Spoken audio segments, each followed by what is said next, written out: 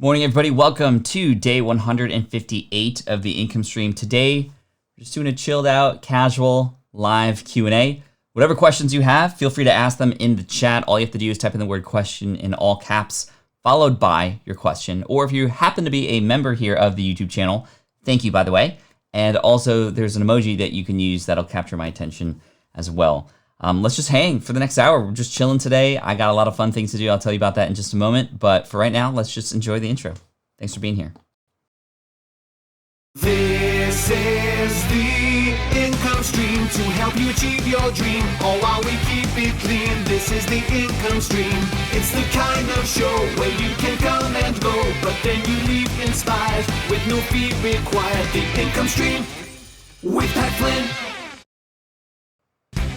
Thank you so much, and good morning to everybody here. Let's see, who do we got? We got Claudiu from Romania, which is so awesome. We got Buenos Dias, everyone. Thank you, Debbie, for being here. Absolutely love your content, Pat. Thank you. Love you for being here. We got Martin in here saying hello to just Samson. We got Q, then A, then hopefully. Cute shirt, Pat Flynn. Thank you, EJ. Hope all is well. Hope the website review for you and the YouTube channel review for you yesterday was good. Sue, what's up, Sue? Welcome in. Thanks so much for being here today. And yeah, so before we get to the questions, two things, just what am I going to be doing today?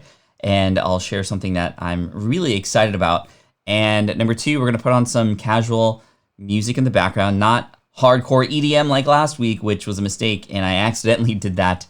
And thank you all for the feedback. Always trying to improve. And Sundays are great because we can just chill out and chillax for a little bit. But let me tell you a little bit about what I'm doing today. So right after this, I'm going to be taking a drive. I'm going to be going to a person's place in sort of the more southern part of San Diego here. His name's Kevin, and he owns a channel here on YouTube that I reviewed before called Epic Gardening. And a lot of you know I've been obsessed with gardening lately, and this is and probably the number one YouTuber that I've been following about gardening, and he's just been really, really massively helpful. In fact, yesterday we planted the vegetables, just like, this high, and hopefully they're going to grow a little bit bigger. And he's running a garage sale later on today. So I get to meet him in person, which is really cool. I feel like I get to meet somebody who almost is kind of like a celebrity to me, and I'm stoked on that. And am I going to buy anything? No, probably not. I just wanted to reach out and say hello and also support him because all of the money at this garage sale are going to get donated. So I'm just going to go in, do some donations, say hello, and then come back home. And I'm just really stoked on that. So that should be a lot of fun. As far as the music for today, I'm going to go to where we usually go, and there's a channel on Twitch and YouTube. His name is Harris Heller from Alpha Gaming. And something really cool that he did was he created a thing called Stream Beats. And Stream Beats is absolutely free for any Twitch, YouTuber, anybody who wants to stream music in the background of their stuff live. He's letting you do it for free, which is really cool. Completely royalty free. So I'm going to go to YouTube here. And I'm going to find Stream Beats. And so Stream Beats here, lo-fi. We want lo-fi. Because before we had hardcore EDM. And it was like...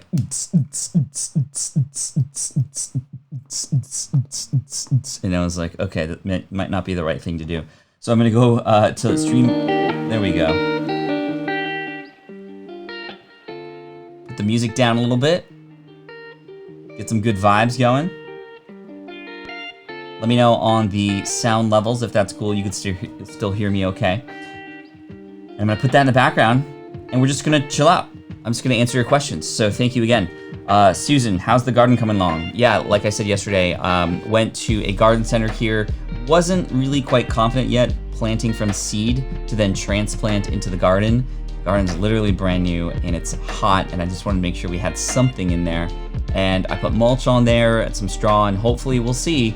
We got some romaine lettuce, we got some red leaf lettuce, we got some beans, we have an eggplant in there, tomato, onions, garlic, what else is in there? Carrots and potato. So we'll see what happens. We'll see what happens. Good morning, Big Papa. I love it when you call me Big Papa. All right. Debbie here says, when starting a YouTube channel, podcast in particular niche, how can video titles be optimized when it's about a topic that's not often discussed if there aren't many related vids to compare? So in some cases, you have to take the approach of, okay, this is not going to be for quote unquote search related, but it's going to be for browse related views. And browse related, if there is no really big title or anything that you want to focus on, number one, I would still try to include a keyword in there such that, you know, in case this thing picks up in the future or it's a term that people start searching for down the road, like we can still, you know, be found for that later. But we want to optimize the title, especially on video, for clicks. And yes, this means being a little bit, I don't want to say clickbaity, because clickbait to me means you click on it and it's not what you expected, but clickbaity in a way where it draws people's attention, it gets people excited, it gets people to go, oh my gosh, I need to know what that is. And for browse related findability, that means people who find you when they go to their homepage of YouTube, people who find you after they watch other videos and then your video pops up as a related video or shows up in the right side of the screen where people see, you know, those related videos. You can also pay attention to and think about related topics or related keywords, right? Because sometimes those can help spur on some traffic as well. So that's kind of where I would focus for sure. I think I saw a super chat come in.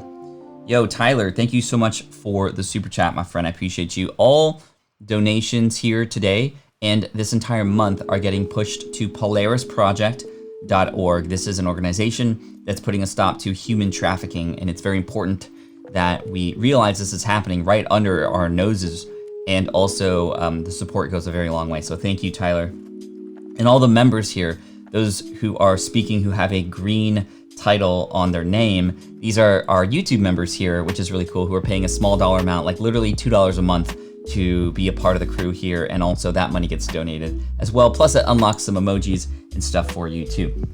Tyler says, so much about gear in the YouTube space. So this is Tyler, the one who left the amazing super chat, so I appreciate that. Talk to me about the writing and planning part of making a lot of YouTube videos. I'm planning to batch content. All right, Tyler, so here is the rundown. In fact, there have been a couple income streams that we've done where we've literally talked about the plan, but I'm gonna give you the plan from a high level.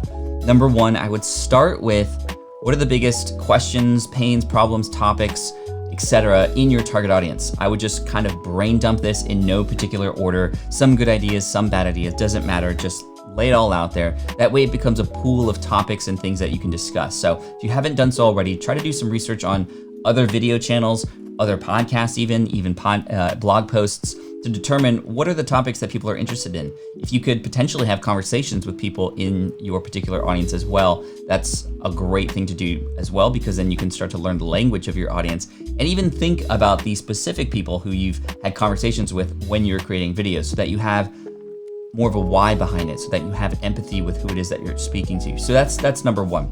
Number two, I would also start with, as far as a high level, I would start with what's the title, right? On video, specifically on YouTube, I would start with a really enticing title, right? What's a title that would grab people's attention, right? Most people often hear me say, when you are going to create content, think about the last part first, which is the transformation. What's the ultimate outcome, or what do we want people to walk away with?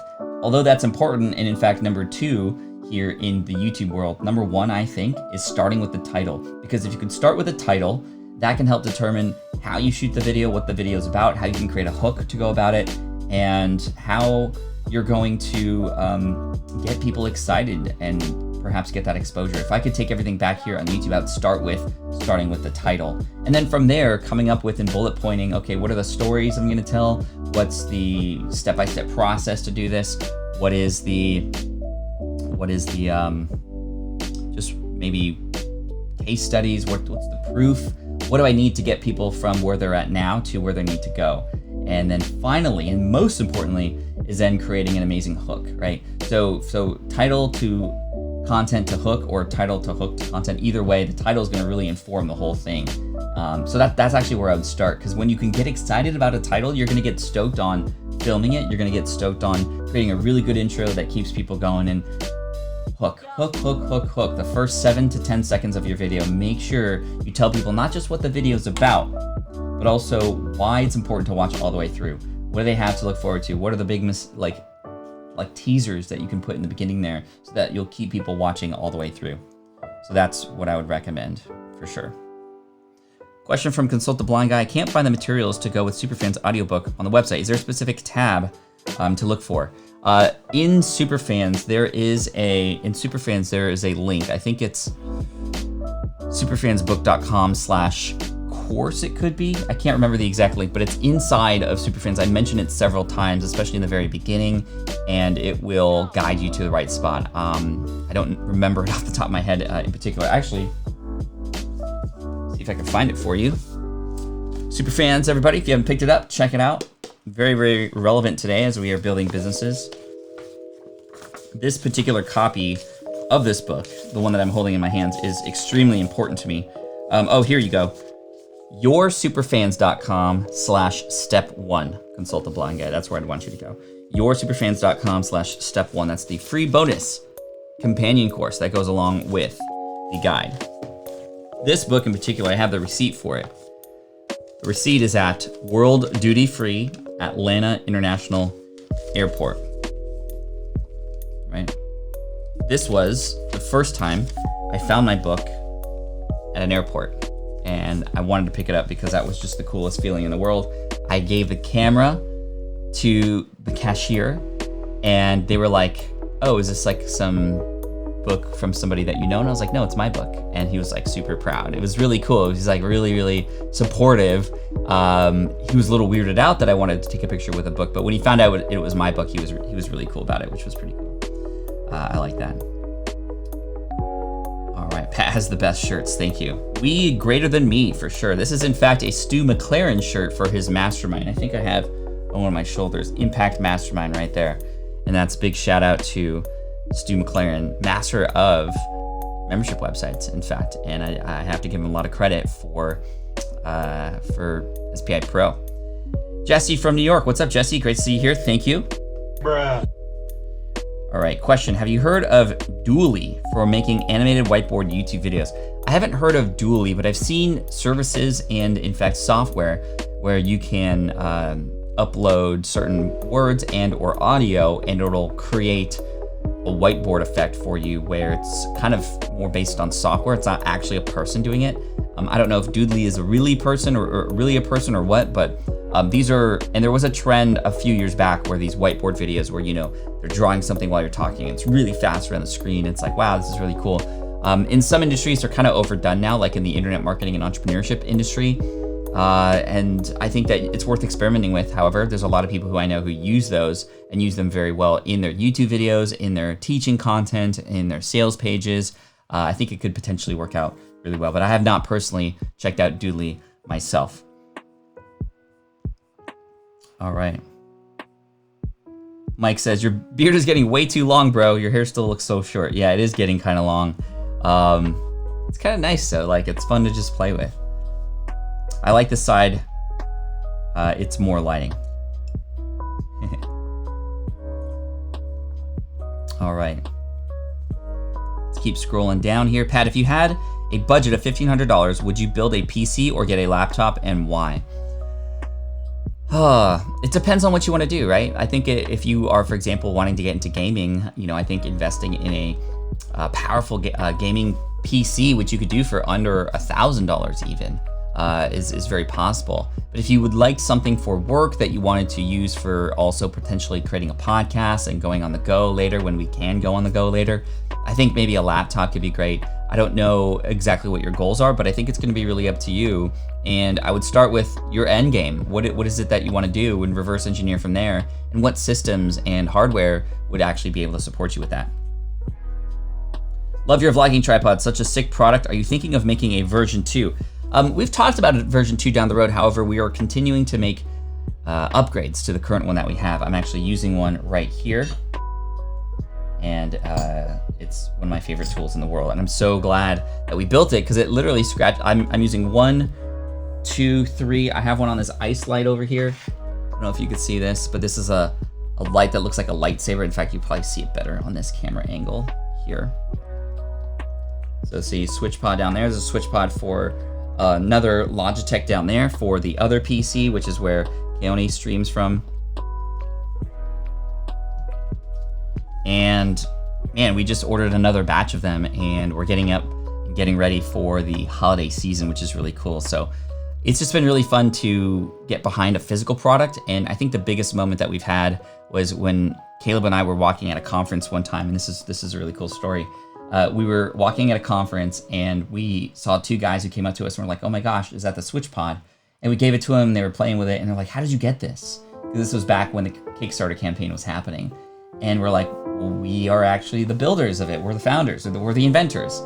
And it was just one of those moments where it's like, wow, this product is more than just me now. It's taking a life of its own. Because I've just been very used to being the face of the brand, being the person behind the brand with Smart Passive Income, Ask Pat. I mean, even my name's in it. But the SwitchPod is its own thing. And so who knows how far it's gonna go, but we're really excited for what we built. We built a few accessories to it. We're building some more things. We have a new product, in fact, that's coming out. We're still in the prototyping phase, but oh man, I wish I could share it with you, but I can't right now. But it'll be really cool. Diane says, "Did you ever go to Battle of the Bands at Picnic Day?" This is a day in Northern California where a number of schools come together, and it's a Battle of the Bands. We usually go to the Stanford campus, and the Stanford campus has this really great field area where all these different bands can come, and every band just kind of plays one song after another to try to outdo the other band. And I've been there 3 out of the 5 years that I was at Cal. And it was one of the most memorable sort of competitions I've ever been a part of, in fact. UC Davis, Humboldt, Stanford, I can't remember who else comes, but we were there, and yes, absolutely. What's up, Peter? Great to see you. Thank you for being here today. Cool. Lisa says, "Oh, I remember I had a question for Pat today, but where in my head did it go?" I don't know. Hopefully it comes back to you, and then I can answer it for you. All right. Is there a specific spot on the website to find? Okay, I already got you that answer. Susan, what is the best format when creating an online course? I know you two, do video and written. Does that work best? In our experience, it has. I mean, there are courses that are literally just text only. There are courses that are literally email text only. It's just a course that's done via email. And there are courses that are absolutely superly highly produced with multiple videos, with slides, with all these kinds of things. We like to go the route where we start with the video, and then we use the text to support the video. Hey, in this video below, you're going to learn X, Y, and Z. Click play to start. They click play, there's the video. Below that, some summary, maybe a list of resources or tools that were mentioned. And then finally, we also like to include the transcript of that video and the audio in case anybody wants to download the MP3 and take it with them on the go too. Question from Yoga Healing. How to use Facebook to promote your new business, please? Should I keep it to Biz page or promote it on my personal account too? I think that there's a number of different ways to go about doing this. So when it comes to a Facebook promotional strategy, you can choose to, let's talk about the personal page first. You can choose to promote it on your own personal stuff. However, I know a lot of people who like to separate business and separate their personal life, which is how I choose to focus my personal page. My personal page is mainly just a way to connect with my friends and family. And I do mention very, very big news related to business there every once in a while, but it's not a place where I promote, for example, podcast episodes and things like that. However, I know a lot of people who are known for being a certain authority in a specific space, and their personal brands as well. And they don't mind using their personal page in order to promote their business because that's a part of who they are. And I think that your friends, your family, your more closely related people who are finding you, it's up to them to choose whether or not they want to continue to follow you because maybe you're promoting too much or not. That's going to be really up to them. If it's a part of you and who you are, I would say go for it. And I think that maybe if I were to do it myself in that way, I would take a more personal approach to the posts that I put on my personal stuff. For example, maybe I'm launching a new campaign for an online course. I'm not going to go on my personal page and say, hey guys, by Monday, you have an opportunity to get into this course. It'll help you with XYZ. There's a special discount. Go get it. Right? That's what I might do in my business page because that's what people know me more for. However, a page in particular isn't going to get you as much results as a group right now where there's a community, which is just a whole nother discussion. But I think on my personal page, if I were to promote it, I would do something like, Hey y'all, I've been hunkered down for the last 2 weeks working on something really big. I think that I learned a lot during this process, and one of my favorite things about this are some of the people that we've already helped. A big shout out to one of my friends who actually was one of the beta testers. And if you're interested in this course, let me know and I'll give you more information. But right now, I just want to say thank you all, especially my friends and family, for the support as I've been hunkered down for the last 2 weeks. So getting a little bit more personal on my personal page, right? That kind of makes sense. Question, love your vlogging tripod, such a sick product. Are you thinking of version 2 yet? For sure. Down the road though, down the road. Let's see. Question from Just Samson, do you print any merch for FlynnCon? Or did you? If so, what was your process? Planning, printing, distribution? Thanks, bro. So for our live event, FlynnCon, which was delayed this year, unfortunately, and will hopefully happen again next year, we did have merch, and it was a shirt that was offered to people. I believe, I'm trying to remember. I don't think we sold the shirt. Maybe we did. I don't think we didn't sell the shirt. We printed, and you'll have to reach out to my assistant, Jess, if you wanted to send an email, pat@patflynn.com. Just Samson, if you're focused on your own event. She has connections to some of the most amazing pins and also sticker vendors. She and I just love creating little tiny physical products that we can offer. And we did offer a little goodie bag for people who came in. And we didn't do the shirt route because we know that, I mean, we were thinking about doing that this year, but we're gonna, again, maybe try next year. But merch is something that's really interesting. Jess and I are, in fact, definitely talking about this every single week because we're gonna be doing something fun and using SamCart. By the way, getting so much great feedback. If you guys wanna check out a really, really amazing, very eye-opening video series about selling, I would go to patflynn.com/SamCart. It's gonna give you access to a video series that's gonna unlock a lot of things for anybody who wants to sell, even just like one thing online. SamCart is a company that I'm an advisor for as well. They will create a checkout and processing system for you really, really easily, and they make it super simple. Anyway, we're gonna be using SamCart to do a unique take on merch very soon, where we're gonna have one item for sale at a time, and it'll be limited. And we're just gonna go that route. So that way we know how many to print and all that sort of stuff. And then literally there's scarcity built into that, right? So there's marketing, scarcity, scourgency, right? Scarcity and urgency sort of built in. So we're gonna experiment, but we're gonna try that. Plus we don't have to hold a bunch of inventory. We can just get sort of a specific batch of one thing and then just go from there. And then anybody who has that, they're gonna feel really special, right? So that's kind of what hopefully we're going to do. Hey Archer, thank you so much for the super chat, my friend. I appreciate you.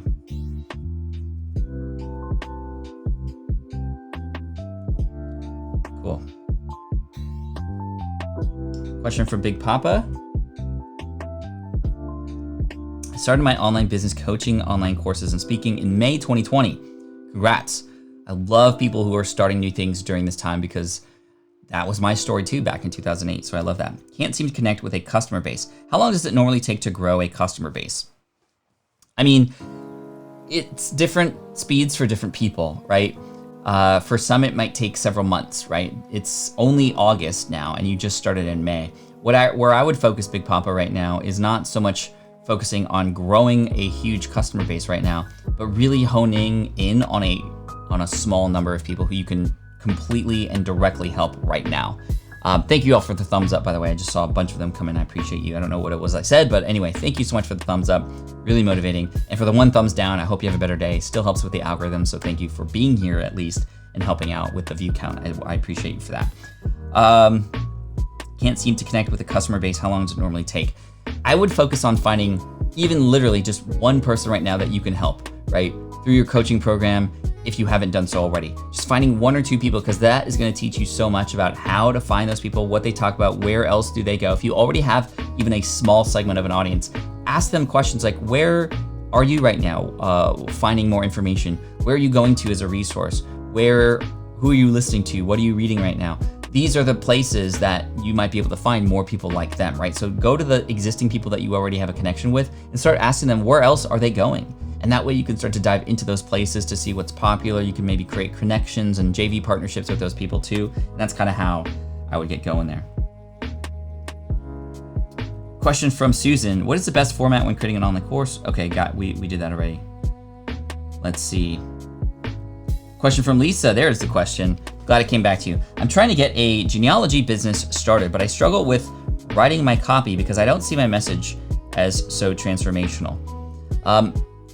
Yeah, this is a great thought because sometimes transformation is like, well, oh my gosh, my life has absolutely changed after a result of this. But I don't think that necessarily is always the case when it comes to things that are still transformative, right? Something transformative to me might be, I just was confused about something and now I'm not so confused anymore, right? That's transformational. Now I have this information that I can take with me. Now this thing that was confusing is now more understandable. So perhaps when I use the word transformative, we might think that it's like life altering, but that doesn't necessarily mean the case. It might mean just something that's way more convenient than it was, or a realization that I didn't have that, or a way to dive deeper into something that is transformative in the fact that I was looking for information, or I didn't even know I needed to know this information, but here it is now. Let me now go follow Lisa. So I think that there still needs to be some result with the content, meaning, hey, you didn't know,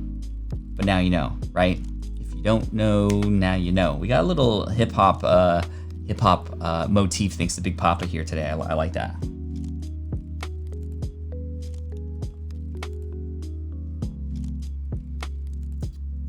All right. Biswasar, how to start affiliate marketing in India? The same way that you would start anywhere, right? Find products that you know that would serve your audience or be really helpful for people, and try to be the person who can unlock the ability for people to go, oh, that's something for me.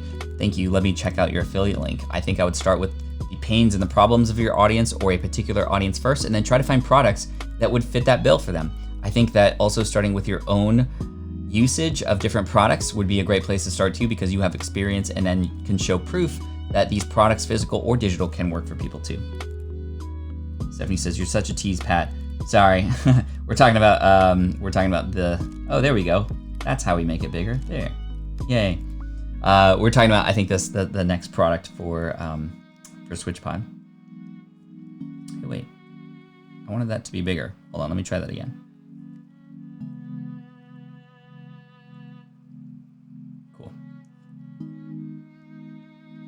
Let me put Sam's. Yay, it's big now. Okay, cool. Launch, grow, joy with Andrea. What do you enjoy the most? Your e-commerce business, affiliate marketing, or creating courses? Literally all of it. I absolutely enjoy the diversity, right? And I number one, you can't be diverse right at the beginning, right? We have to hone in and start and focus on one thing at a time. But building to, after you automate something, after you've mastered something meaning just like you've optimized your process for it, you've gotten the ability to, get some results there, and you want to scratch that itch somewhere else. I would definitely be in favor of diversity for a number of reasons, not just the ability for you to, diversify your income, but also diversify your creativity. If I were to do just the one thing the whole time, then I would be bored. I allow myself for 20% of my time to play around that allow me to scratch my itch. And sometimes these itches do work out really well and sometimes not so much. SwitchPod was one of those cases where it did work out, and absolutely enjoy the learning process, and I'm loving the physical product world. I'm also not loving certain parts of it, right? Like how slow things are and just how much margins are cut, especially when you start talking to retailers. But it's a lot of fun. But affiliate marketing is great because I can help people with products that other people have created, right? I like creating my own products too because I can really help people and see their progress from start to finish. And I think that's really neat too. So I literally enjoy most of it. I think what I enjoy most is experimenting with different ways to serve people, whether it's physical product, digital product, my own stuff, other people's stuff, doesn't matter. I'm always looking to try to find new ways to connect with people. I'm experimenting here on the income stream with live streaming, and I'm trying new things every time, different camera angles, different views. Now we're doing some background music, as you can hear. I'm just having a blast. And although I fail a lot, although I make a lot of mistakes, I just kind of use those as learning experiences and just keep moving forward.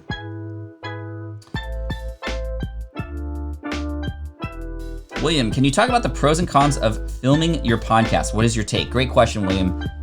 We are in fact gearing up to create a course, a little workshop about filming your podcast and creating what's called a video podcast. Now, I will tell you, there's a little bit of a history in the world of video podcasting that I'm quite connected with, because back in the early 2010s, there was in fact a tab in iTunes for podcasts called video podcasts. And it was treated like a podcast is actually treated, meaning you subscribe and then you get uploaded this content, but instead of audio, it's video. And if you subscribe to it, you get these videos uploaded to your phone. But there were a lot of problems with the video podcast that was done in that way based on RSS feeds. Now today, because that's gone now. In fact, when I created SPI TV, this was when I first started getting serious about YouTube back in 2017, we put our videos there, and I had the #1 video podcast in the world, which was shown on Apple and iTunes.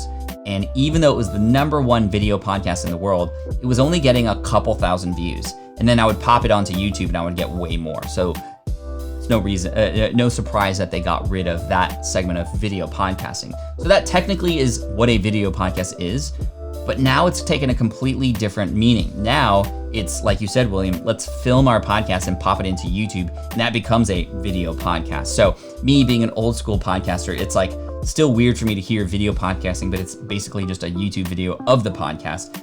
Technically, those are different things, but that's basically what it is today. Anyway, sorry for the long drawn out story. My thoughts on this are, if you just hit record on the Skype video or the Zoom call and pop that into YouTube, it's not going to work out in your favor for the most part. If you happen to be interviewing a celebrity, or you in fact are a big authority and celebrity in your space, then it can still be worth your time, because people don't mind watching faces that they want to watch. If they don't know who you are though, and they find you via search, they're not going to sit there and watch for 45 minutes, two people face to face, sort of just talking to each other like that, right? There isn't a reason to watch in that manner.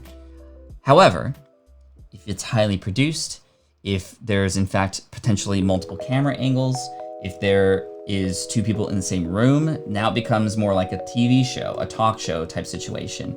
And if the cameras are good, if there's B-roll and things popping up on the screen every once in a while, then it can become something that can work out really well. Maybe even pattern interrupts, right? During the situation. And to keep people on edge, because people watch videos because it's worth watching. The downside of popping in a long video like this on your YouTube channel is it can actually in fact work against you, because YouTube pays attention to how long are people watching these videos for. And if it's not worth watching, it can actually hurt the rest of the videos on your channel, because you're sending signals to YouTube that your videos are not worth sticking around for. So why would they recommend anything else, right? It's gonna be a lot harder if you do that. Here's where I think there's a lot of power behind this strategy though.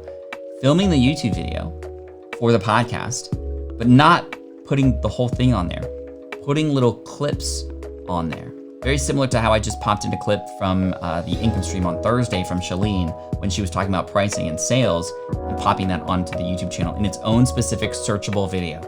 And if you take a 45-minute interview, there might be 3 or 4 really, really strong moments in there that are 5 to 10 minutes in length about a very specific topic that can be keyword search driven, that can be a container in a video in and of itself, that could then drive people to the much larger whole. We've seen people like Joe Rogan do this again, these bigger celebrities. They're exceptions to the rule, however, because they can literally just do a Skype call and people would watch because they're celebrities. We have to work a little bit harder to produce something or create a really, really good clip about something that can then pop into YouTube. That's where I think we'll get a lot of good results, if that makes sense.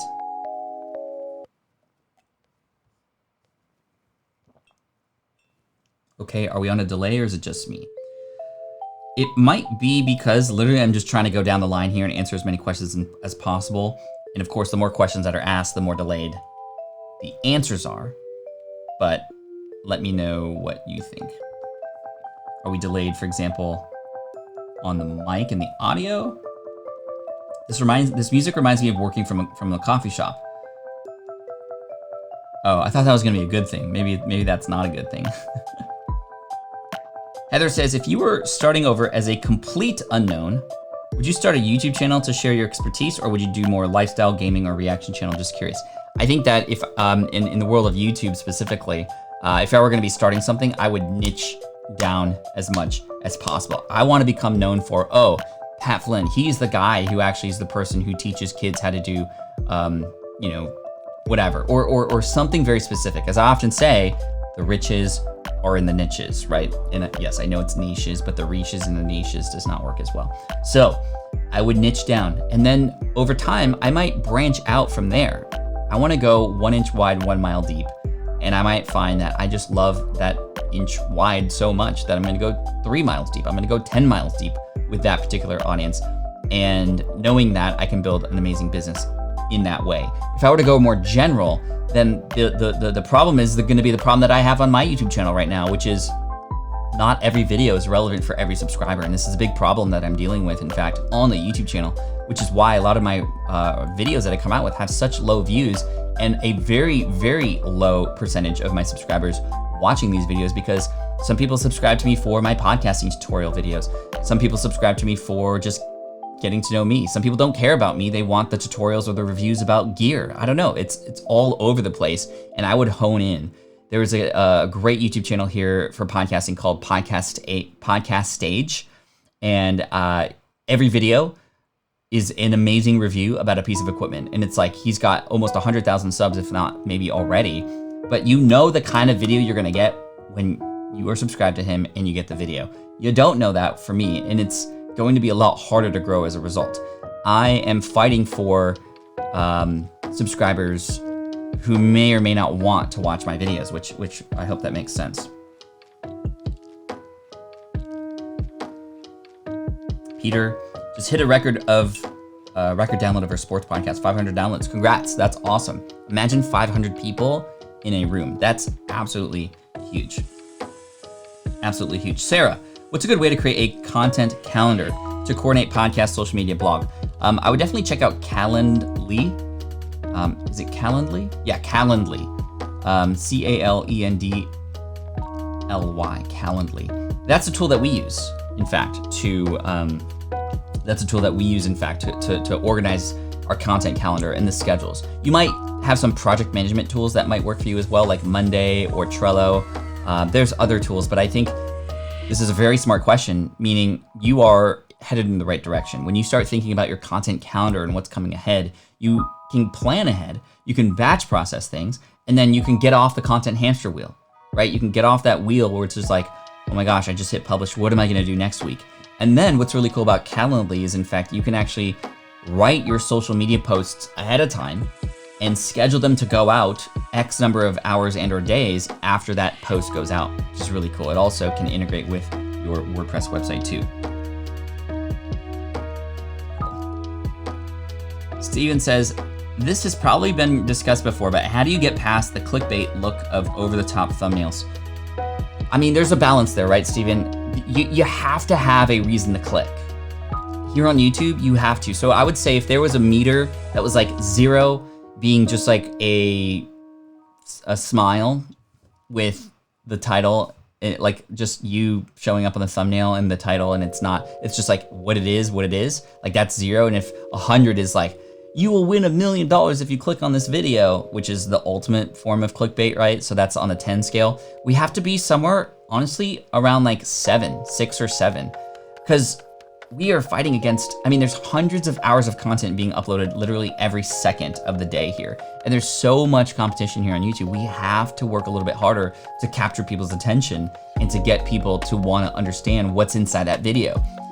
Now, the big expressions on faces like that, I mean, that's gonna be up to you whether or not you are comfortable doing that. I would definitely still stay a little bit closer to your comfort zone than not, but we have to exaggerate a little bit, right? We have to get people, I mean, there's a reason why you see certain videos on the homepage is because people want to click on them. And the more clicks that you get, the more that people watch your videos, the more people stick around watching your videos. Guess what? The more people will come in, and it's just this beautiful loop, right? That comes from there.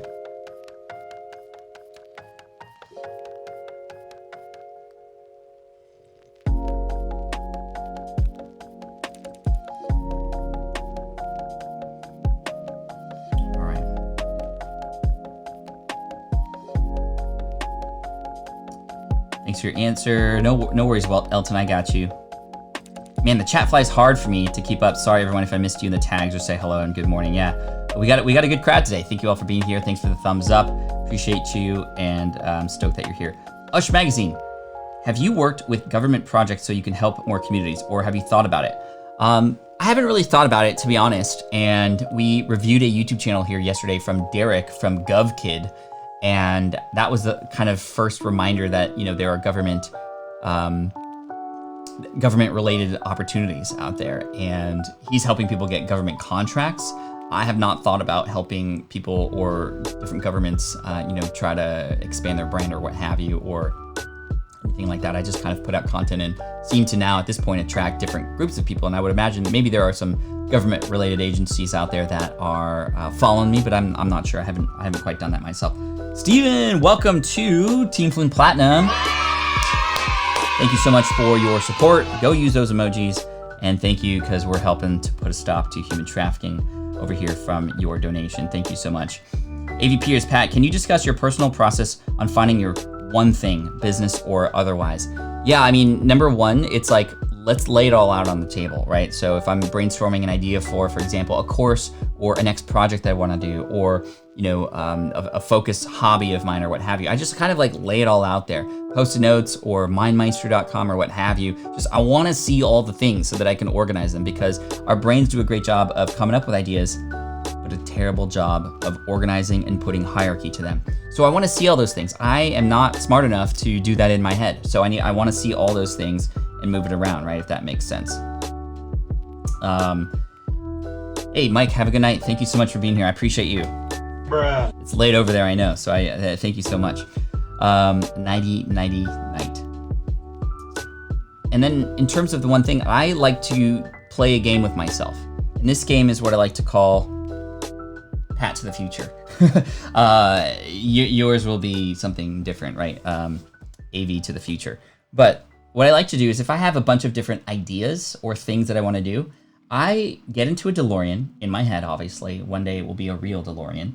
And I travel a year into the future. I typically just go a year ahead of time because that's something that's still graspable. If you go 5 years into the future, it's really, really difficult to, I could still visualize what might happen or what have you, but it's hard to put within context of what life is like now into the future with a 5 to 10 year time travel experience. I like to do the 1 year time travel experience. And I like to go, okay, if I were to make this decision now, and if this were to be successful, what would my daily life be like? What would I be doing? Who would I be serving? What is business like? What's my day like? How am I gonna be happy? What is bringing me joy? Okay, let's come back to now in present day, and then let's go make another decision now, and let's time travel into the future in that route. And so I can have, like, in my mind, these different timelines, right? And I could stay in my safe place of today without having to actually go through those timelines and potentially waste time.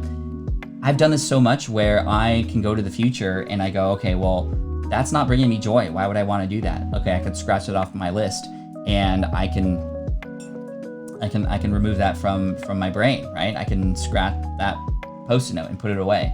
And sometimes just that really quick exercise goes a very long way in helping me understand, okay, this actually wouldn't fit into my business, or this actually doesn't bring me joy in my life. All right, great. Let's find something that does, right? If that makes sense. So hopefully you could potentially do that too. All right, Stacy says, do you feel that a challenge is the best lead magnet to a new offering, especially to a cold audience? Challenges are great.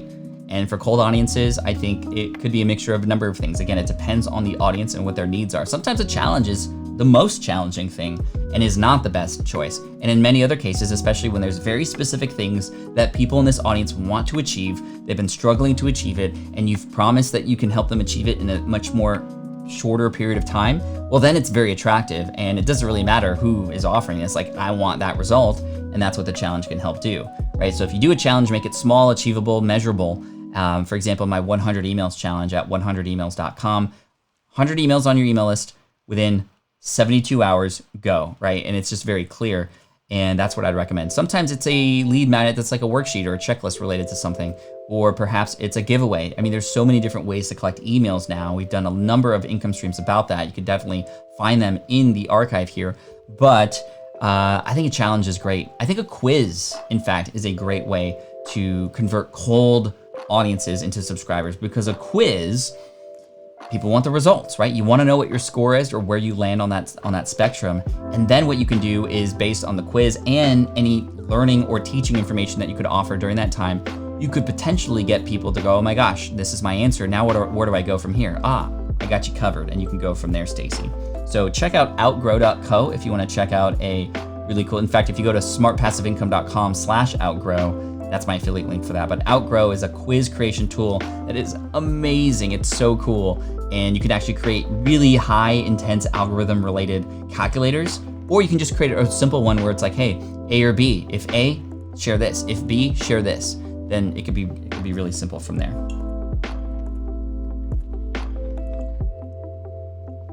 Mike says, awesome, this time I'm going. Love the kids shouting. Yeah, that's for any new members here. We get this. I finally found a great sound effect. Hey, if any members here, like, pop in your favorite emoji. I want to see them because I'm curious to see which ones you like. Also, what other ideas for emojis do you have? The more members we get, also, the more emojis we can unlock too. I know you've been asking for a coffee emoji, but I just don't want a generic coffee emoji. I mean, there's already a coffee emoji that exists. Like, what would you want to see in the coffee emoji? Maybe it's me, because there's some emojis of me, which are very weird, but that's the trend that I was seeing on Twitch and YouTube. But maybe a coffee emoji like this or something like that. I don't know. We'll have to see. Wow, I just realized you grew a quarantine beard. This is, in fact, a beard that started in February, before the quarantine happened, and it was called my Lucky Launch Beard. It's called my Lucky Launch Beard because I launched Email Marketing Magic, a brand new course, and we crushed it. We had 350 people come in at a beta group where we wanted 150, so we crushed these goals, and I was like, okay, I'm gonna keep this beard. And then the quarantine happened. I'm like, okay, well, now I'm gonna keep it for sure. We need a waving one. I like it. Waving, what do you mean waving? Like waving, like hello? Like a hello one?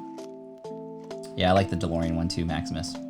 The mind blown one is my fave. Yeah, that was actually created by a fan, which is pretty cool. Question from Paul. Hi Pat, have you had a personal mentor before?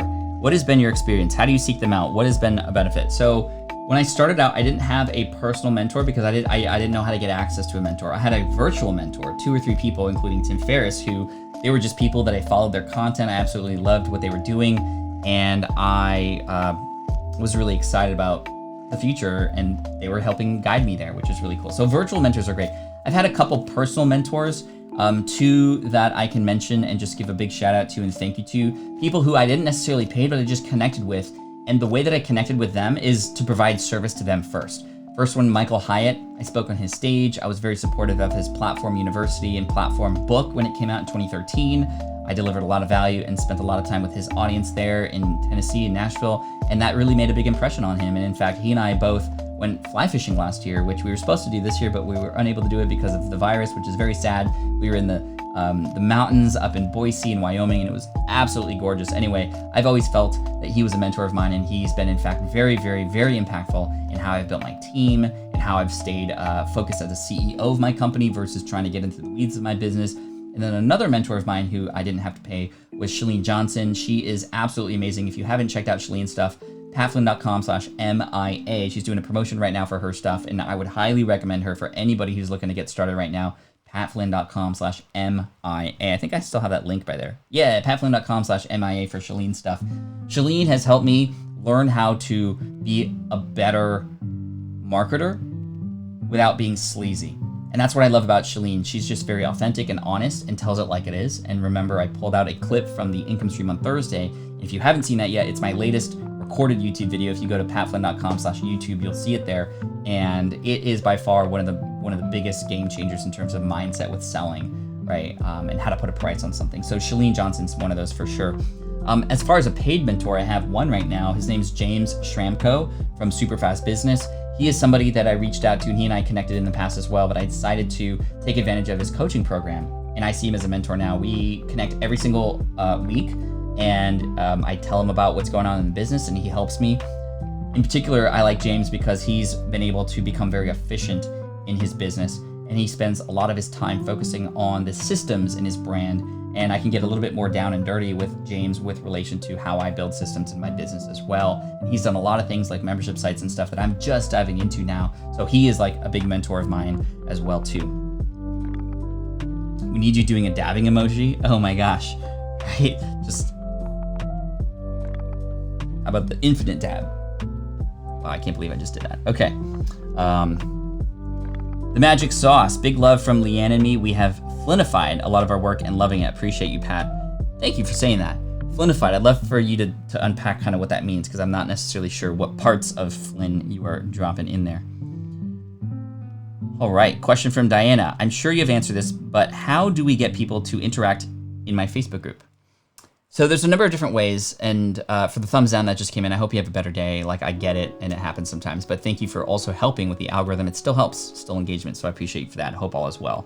When it comes to interaction, number one, as soon as people get in to the Facebook group, train them to leave a post and share something. And the best way to get people to interact is know that they will be seen, they will be heard, right? So when people actually share something, that there's replies, that there's a like, at least from you. And in the beginning, this is really important to do to kind of establish this rhythm. And then eventually the group will take a life of its own and do the same thing. But people will not post anything if they don't think they're being seen, right? It's human nature to just want to be seen and want to feel like you belong. And you don't want crickets. You don't want a handshake left unshook. So knowing and helping people train that, hey, when I post something, I get a reply back is really key right at the beginning. Number two, I think that there's some ways that we can engage people in a way that gets people interested in speaking up more than they would otherwise. So asking questions is great. Showing, spotlighting people in the community and actually reaching out to them and, sharing them in front of the rest of the group from you as the leader. It shows that you're paying attention to the community, that you are open to communication with them. If you just have a Facebook group and you're kind of like leaving it be, it's not, you need to really kind of kindle that fire first before it starts to take a life of its own. And then finally, having people know that there's maybe certain days of the week where they're allowed to share certain things. Or for example, on Friday in our Facebook group in Facebook, that's where a Facebook group would be, is where people can start to like do a little bit of self-promotion, but it's contained within a certain post and whatnot. If you wanted to check out a community and how we run it there, and in fact, I have an admin there. His name's Brendan, our community manager, who's doing a good job of keeping people engaged, keeping people excited in there. You can check it out. smartpassiveincome.com/community is where you want to check it out. All right, Mike's home. I know he checked out, but if you want to check out my live streaming setup, in fact, you can go to patflynn.com/live setup. Once again, that's patflynn.com/live setup. And then you'll see the exact setup there and the camera that I use as well. Silicon Corp, just to say you rock. All your podcasts are just insanely good. Thank you for all your work. I appreciate you. I'm sorry I'm not able to get to everybody's question here, but I'm thankful that you're here, and I hope that you were able to get some value. We still have 6 minutes left, so I got you. I'm still here. Question from Gajesh.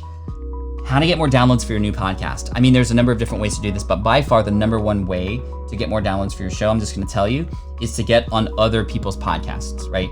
People are already listening to a podcast. Their app is already open. You are getting endorsed by a host that they already trust. It's so much easier than all the repurposing, all the SEO, all that stuff combined, really. It's going to help launch your podcast much faster. So that's where I would focus. Be a guest on other people's podcasts as possible. Flynnification. Here's Flynnification. We have taken on a lot of the principles you stand for. Shipping early, creating an amazing community, focusing your energy, etc. Thank you so much. That's a great summary. Shipping early, like what does that mean? This means, I'm asking the question on behalf of the audience. By the way, Michelle, thank you so much for the super chat. I appreciate you for that. Shipping early. This is taking a ready, fire, aim approach. And where with a little bit of planning, it's not just like, hey, here, I got this product, shooting everywhere. That's me shooting without aiming. It's like, okay, this is where I'm gonna aim, boom, right? And I'm not like, okay, I need to, okay, hold, I'm not ready to fire yet, no. All right, I think that's good. You think that's good? I don't know if that's gonna work. No, This is how a lot of people start businesses, by the way, and this is me using a scope. I don't know if that, anyway, you get the idea, right? Now I can go instead, boom, up, a little to the left, boom, nope, a little bit, boom, okay, got it, right? Maybe I misfire the first couple times, but with a little bit of guidance, a little bit of practice, you can still continue to fail, but realize that these failure moments are learning moments, right? And this is the way that I recommend we start businesses, right? And it's really hard to do when we come from a place of perfection, which is how a lot of us, especially us adults who grew up in the 70s and 80s or whatever, like everything was supposed to be the way it was supposed to be, right? In business, we come up with a plan. That's just our best guess. You're gonna fail. This is science, right? You have a hypothesis, you take the best approach to learn what works, what doesn't, and then you make a conclusion, and then you continue forward from there.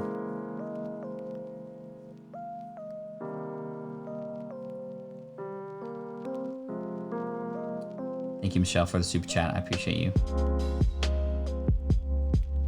DIY branding. How do I sell my course without lying or overhyping the results? Don't lie, number one. And number two, get results for people. Like bring a beta group in or bring 1 or 2 people through the course, whether you can sell it to them at a discounted price, full price, or even give it to them for free. When you get those results for people, it's no longer lying. And maybe you say lying because it's like, well, you haven't proven that this thing works yet. Well, prove it. Get people through the course and help people, even if it's more manually and even before the course is created, to go through that process that you're teaching.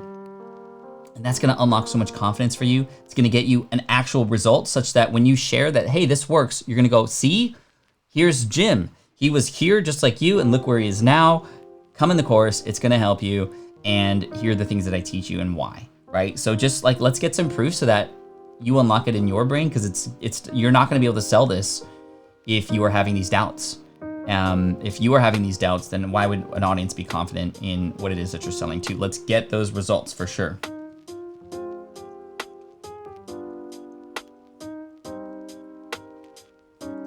Question from Richard. If you could jump into the DeLorean and travel back in time to your just starting to sell, what advice would you give? And thank you for the thumbs down, by the way. I always appreciate honest feedback. I hope you have a better day, though. I hope you have a better day. And I appreciate you for supporting the algorithm and the channel here, either way. Richard says, if you could jump into the DeLorean, there's a number of things I would tell myself. I would jump back to when I first started my business and say, hey, you need to start an email list. With 2 of my first businesses, my Green Exam Academy website that helps people pass an architectural exam, plus Smart Passive Income, which is where most people know me from now, I did not start email lists right away, and that was a huge mistake. I wish I could tell myself, hey, it's okay if you hire other people to do this for you. That is something I didn't do until like 6 or 7 years down the road, and I spent so much time, and I'm thinking about how much time I could have got back with all those things I was doing, like editing my podcast, which again, I'm glad I did, but I would hand it off sooner. I think we should all do all the hats first to get an appreciation for what works and what doesn't. Hey, the thumbs down went away. Hey, glad your day's better now. And maybe you wanted to take away that algorithm thing. Anyway, every action you take, like this still continues to help even if you take it away, so I appreciate you. I think I would go back when I started to sell, I would say, and just very similar to the advice I just gave, find a result for one person first. Like that's what I would just tell myself. Because when you do that, I'll tell you, when I started selling my first online courses, I was so afraid. But once I started to get these results and thank you letters and all these people who were like, oh my gosh, this is exactly what I needed, I started to kick myself because I was like, oh my gosh, I had this in me the whole time to teach, but I was just too afraid. And if only I had known the results that were gonna happen from this, man, and then my language, my confidence unlocked from there. And because of that, other people found confidence in what I was teaching. And it was so much better from there, so.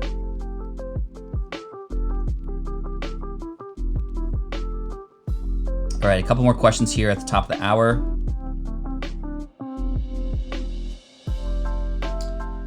Let's see. Yeah, EJ says the same thing. I wish I could have cared about my email from day one, and I hate that I just learned about automation and funnels.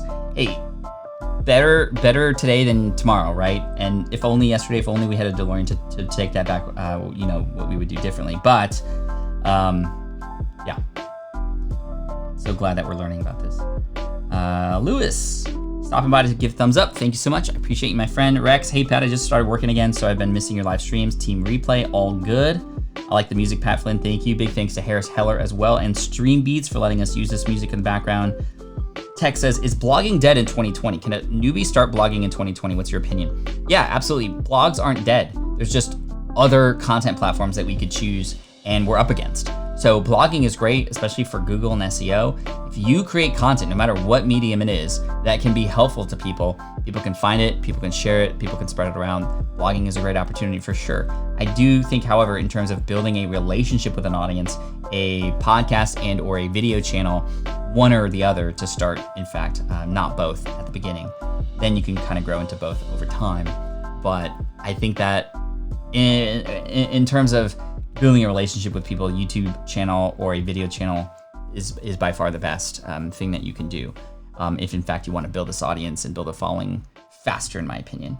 But blogging's still key, and if you are afraid of getting behind the camera or microphone, blogging can still work, and many people are starting blogs today still.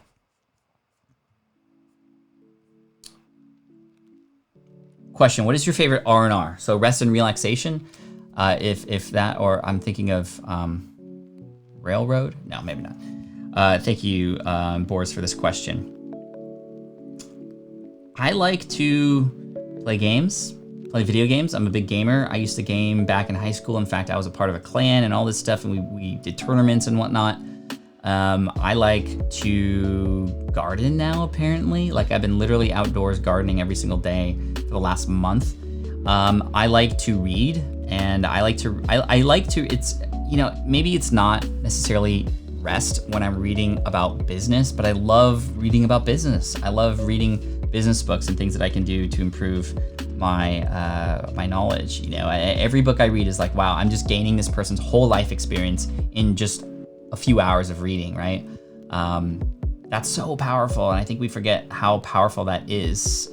Similarly with YouTube videos, like if I'm learning something, I don't think it's a waste of time because I'm just taking this person's 10 years of experience doing something or an experiment that they just ran, and I don't have to do it myself. They did it for me, which I think is really cool. Fortnite for the win, for example. Question, would you run Facebook ads to promote a new podcast? I would not, Debbie. I would rather use that money to pay another podcaster to mention my show. And the reason is because imagine a person on Facebook who's not there to listen to podcasts. They're there to scroll through their feed. You, number one, have to interrupt them with a very, very good ad.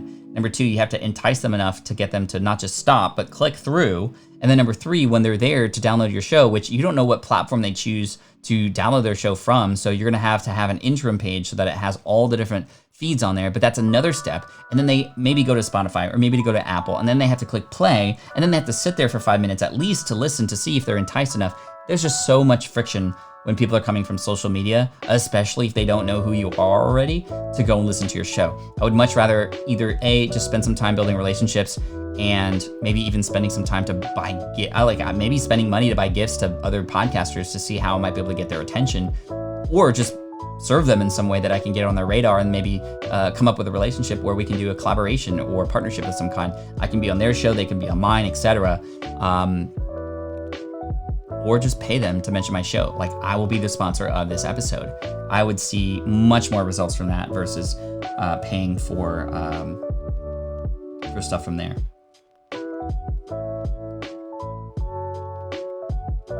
Adam says, I thought you said you like to weed.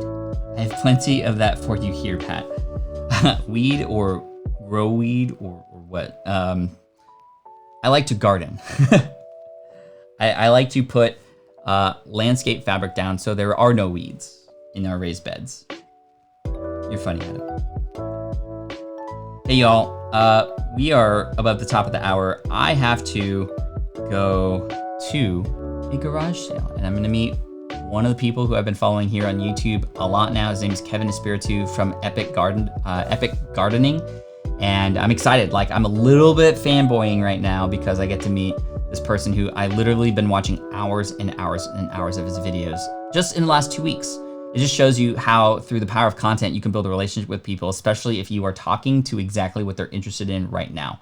So I'm gonna go meet him, masks on, of course, and maybe even buy, I don't know what's gonna be for sale at this garage sale, but I'm gonna check that out early before it gets warm, and I might tend to the garden later. Definitely follow me on Instagram if you haven't already to get some access to some updates on my day and the garden and all this stuff, and probably gonna be gaming later because Fortnite has this really cool collaboration with Marvel coming up.